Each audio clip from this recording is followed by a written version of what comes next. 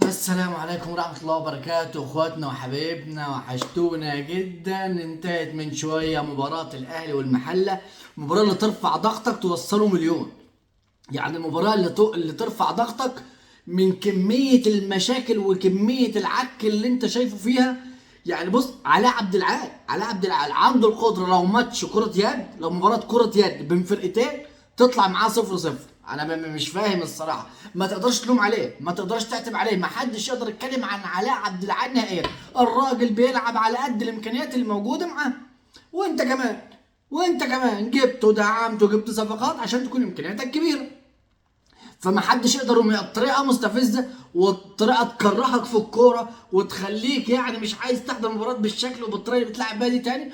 بس هو الراجل عنده لعيبته بيلعب على قد امكانياته في مواجهه نادي كبير عنده لعيبه كتير بامكانيات كبيره بمبالغ ماليه كبيره.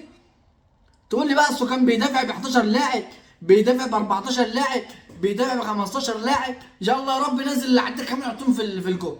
فين انت حلولك الفرديه؟ فين حلول المدرب؟ فين الراجل اللي عمال يعمل لي تبديلات كلها حاجات كلاسيكيه كده؟ طلع باك نزل باك. انا بطلع كريم الدبيس ليه؟ يعني انا عندي باكين شمال محمد شكري وكريم الدبيس، بطلع واحد عشان العب بكريم فؤاد. ولما تحصل ازمه في الباك اليمين اضطرد محمد هاني العب بعمر كمال، ما ينفعش عمر كمال. اجيب الراجل اللي كان باك شمال احطه باك يمين، واجيب الراجل من اللي على الدكه احمد جوجو احطه باك شمال. في ايه يا عم؟ ايه يا عم العك ده؟ لما الناس عامله تكتلات وبتهاجم بجريندو، اطلع جراديشار الوحيد اللي بيستلم كرة وبيسلم وبيلعب من لمسه واحده، وانزل محمد شريف العب بمهاجم واحد. ما تلعب يا عم اتنين مهاجمين، ما تعمل يا عم كثافه هجوميه، ما تدخل يا عم اتنين مهاجمين ودخل واحد من نص الملعب منطقه الجزاء ودخل جناح من الاجنحه. يا عم انت بتطلع اشرف بن شرقي وتطلع وتنزل لي طاهر اللي هيفك لي الموضوع ده. طاهر المفروض هنلعب عليه على التحولات او مع المساحات، او لو ما تكون عايز تعمل تحولات وانت بتدافع بسرعات بتنزله في ماتش اصلا متقفل انا محتاج فيه اشرف بن شرقي. فين عماد النحاس من الكلام ده؟ الراجل باين ان هو مش عايز اقول امكانياته الفنيه على قده، خلينا اوصلها ان هي مش عارف الفرقه، مع ان انت معانا من قبل كاس عالم للانديه. مش محتاجه كلام ولا محتاجه شرح ولا محتاجه حد يقول لك ان الفرقه اللي هتقفل قدامك محتاجه اشرف بن شرقي، مش محتاجه طاهر. حسين شحات اذا انت مش عايز تقعد تحبي مع السلامه. ايه اللامبالاه اللي من كل اللعيبه اللي نازله من بره دي؟ لا مبالاه ومفيش سبرنتات ومفيش جري. فين الاجريسيف بتاع لعيبه الاهلي احنا متعودين عليه؟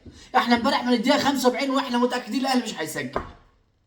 قبل كده كنا بنفضل لغايه بعد الحكم ما يصفر واحنا عارفين الاهلي هيسجل. كل الالتحامات وكل الصراعات الثنائيه خدوها لعيبه المحل، شابوه لعيبه المحل ورضا عبد العال. احنا المدرب بتاعنا فين الحاجه الفرديه؟ ماشي يا عم، انا الناس تطلع تتكلم وتقول لك كان في سوء توفيق، وواحده في العارضه وواحده في القائم وتريزيجيه ضيع وزيزو ضيع وبن رمضان. يا عم ماشي يا عم، خلاص دول ضيعوا خلاص، عارف انا على كده العب بمهاجم وافضل. ما تحط يا عم اتنين مهاجمين، ما تعمل يا عم كثافه، ما تغير يا عم الطريقه والعب بس بثلاثه ورا. ما تلعب يا عم 3-4-3 وحزم الفرقه وحط ثلاثه في الصندوق دايما، مع جناح هيرفع والناحيه الثانيه جناح هيخش.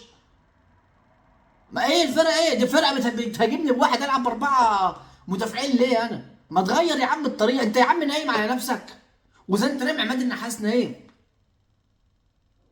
ما فيش حد في يومه، الفرقه كلها مش في يومه، في باد لك في باد لك، في تغييرات سيئه وكلاسيكيه جدا.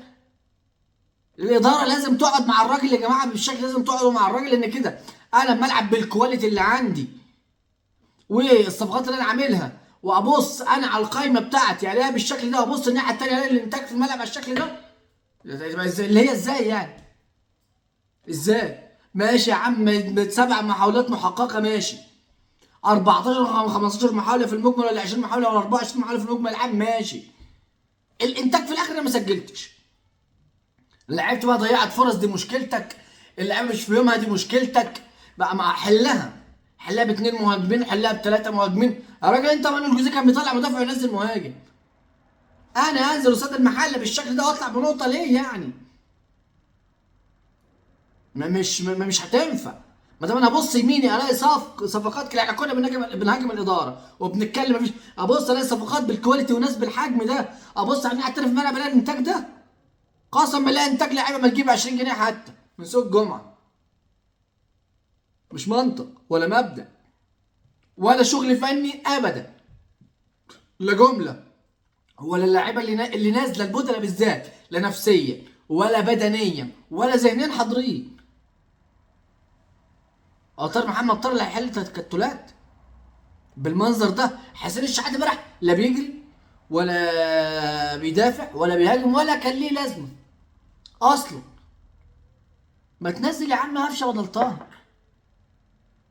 الراجل بيلعب بلاي ميكر بقى، عنده حلول هيوصلنا اكتر ما احنا بنوصل، اهو اكثف الهجمات يمكن. انما الوضع العام لا، في لازم يكون في وقفه من كابتن محمود الخطيب، وقفه من الاداره مع الناس دي. العب 3 ماتشات في الدوري اتعادل 2 واكسب 1. العب 3 ماتشات كاس عالم انديه اتعادل في 2 واكسب 1 واخسر 1. ما نصحى على اول الموسم، مش هنستنى لما نخسر اكتر من كده. الماتش الجاي مع بيراميدز ماتش حاسم. بيراميدز بالمناسبه امبارح اتغلب 2-1 من مودرن سبورت كمان.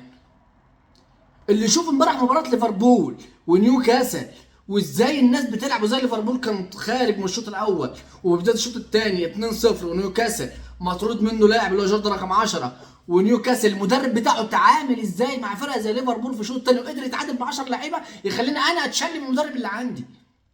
خليني انا اتشل من المدرب اللي عندي. وفي الاخر ليفربول يعني كسب في الدقيقه 10 من 11 دقيقه وقت بدل ضايع. بس انت اتفرج ازاي مدرب مغلوب 2-0 ومنطرد منه واحد، يقدر يتعامل ازاي مع ليفربول في الشوط الثاني، والضربات الثابته اللي احنا ما بنستغلهاش 900,000 امبارح ركنيه، ما فيش فيهم حل، ما فيش فيهم هدف، ما فيش واحد فينا بيطلع ياخد ركنيه. مش طبيعي، مش معقول. انت كل اللعيبه امبارح زفت دون استثناء. زيزو لما بتلعب من لمسه واحده بتبقى ممتاز، تمسك الكوره في رجلك كتير زفت، ميس باس زفت. كل لعيبه امبارح، محمد بن رمضان اجهاد وراجل باين عليه تعبان، اشرف بن شرقي بيضيع، هو بن رمضان نفسه بيضيع، زيزو بيضيع، تريزيجيه بيضيع، جريداشار هو اللي. يا جدعان سرعوا اللعب، سرعوا يبقى عشان اكتر من كده والله العظيم حرام. المباراه الجايه مع بيراميدز مباراه حاسمه. المباراه الجايه مباراه مع بيراميدز مباراه حاسمه بالنسبه لنا احنا كجهاز فني، بنتكلم الجمهور مش دعوه بالاداره. المباراه الجايه هتكون حاسمه. اي حاجه فيها غير اداء ومكسب هتشوفوش تاني من الجمهور، مش هيعجب حد ابدا. ومبارك امبارح لصلاح زي ما قلنا، كسب نيوكاسل، مباراه غريبه، مباراه دراما يعني تخليك تكره الكوره في مصر نهائيا. بس اتفرج يعني على عبد العال وما ادراك ما اعمال عبد العال والراجل بتاع نيوكاسل واللي عمله امبارح مع ليفربول. اخواتنا وحبايبنا، ده كان الفيديو اللي بنعلقه عشان ماتش ليفربول. يا ربي خلوني اتجنيت والله. ماتش الاهلي والمحله اللي كان من شويه. ادعمونا بلايك وشير عشان الفيديو يوصل لاكبر عدد من الناس. سلام.